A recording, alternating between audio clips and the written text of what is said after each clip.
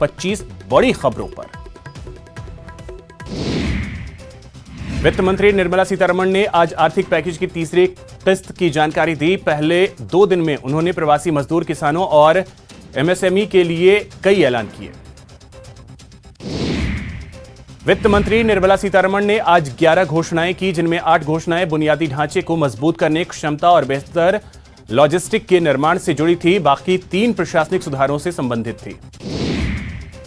वित्त मंत्री निर्मला सीतारमण ने कृषि इंफ्रास्ट्रक्चर के लिए 1 लाख करोड़ रुपए दिए, जिससे कोल्ड स्टोरेज बनाए जाएंगे। वित्त मंत्री के मुताबिक भंडारण की कमी होने के कारण किसानों को परेशानी होती है। वित्त मंत्री ने कहा कि सरकार माइक्रो फूड एंटरप्राइजेज यानी MFE के लिए 10,000 करोड़ रुपए की योजना शुरू करेगी। आर्थिक पैकेज के तहत सरकार ने समुद्री और अंतर्देशीय मत्स्य पालन को बढ़ावा दिया है और इन सब के लिए 20,000 करोड़ रुपए की प्रधानमंत्री मत्स्य संपदा योजना की शुरुआत की है। इस योजना से 55 लाख लोगों को रोजगार मिलेगा। वित्त मंत्री के मुताबिक 15,000 करोड़ रुपए का पशुपालन बुनियादी ढांचा विकास कोष शुरू किया जाएगा, जिससे पशुपालन से जुड़े लोगों को मदद मिलेगी। ऑपरेशन ग्रीन के तहत TOP यानी टमाटर, आलू, प्याज योजना में बाकी सब्जियों को भी लाया गया है। TOP योजना के लिए 500 करोड़ का प्रावधान किया गया। सरकार ने हर्बल खेती के लिए 4,000 करोड़ रुपए मंजूर किए हैं। अगले 2 साल में 10 लाख हेक्टेयर जमीन पर हर्बल खेती होगी। हर्बल खेती से किसानों को 5,000 करोड़ की आय होगी।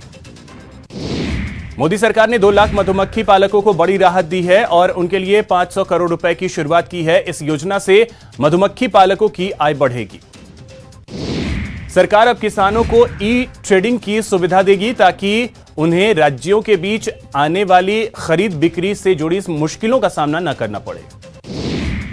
कृषि क्षेत्र में निवेश बढ़ाने के लिए 1955 के जरूरी कमोडिटी एक्ट में बदलाव किया गया है। इससे किसानों की आय बढ़ने की संभावना ज्यादा रहेगी।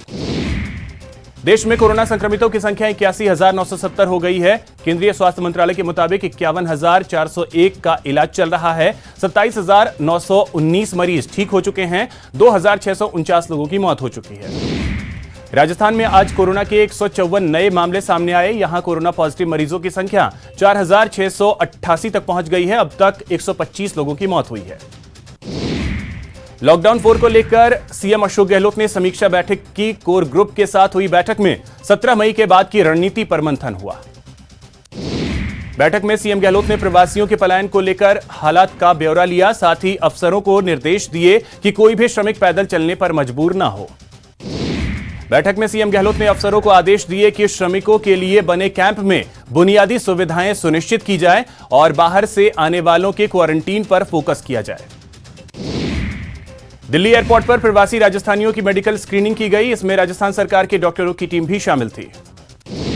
जोधपुर में बीएसएफ के 6 और जवान कोरोना पॉजिटिव पाए गए हैं। इससे पहले बीएसएफ के 43 जवानों में कोरोना के संक्रमण पाए गए।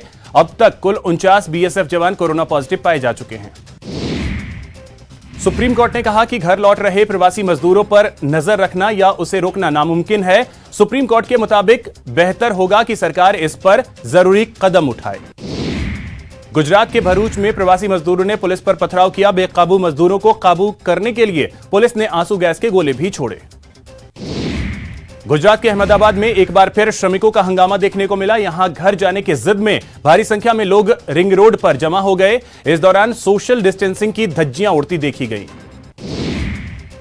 सुप्रीम कोर्ट इस बार गर्मियों की छुट्टियों में भी काम करेगा। इस दौरान सुनवाई करने के लिए 5 बेंच बनाई गई हैं। हर बेंच में 3 जज होंगे। मुख्य न्यायाधीश समेत कोर्ट के सभी जजों की बैठक में आज यह फैसला लिया गया।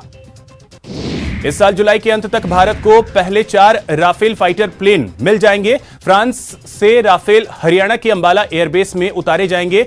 इसमें 3 2 सीटों वाला ट्रेनिंग प्लेन होगा, जबकि 1 फाइटर प्लेन। केरल में एक किसान ने बड़े आकार वाला कटहल उगाया है। इस कटहल का वजन 51 किलो है। यह किसान अब इसे Guinness book of world record में दर्ज कराने की तैयारी में है। मॉनसून 4 दिन की देरी से केरल पहुंच सकता है। इसके 5 जून तक केरल पहुंचने की उम्मीद है।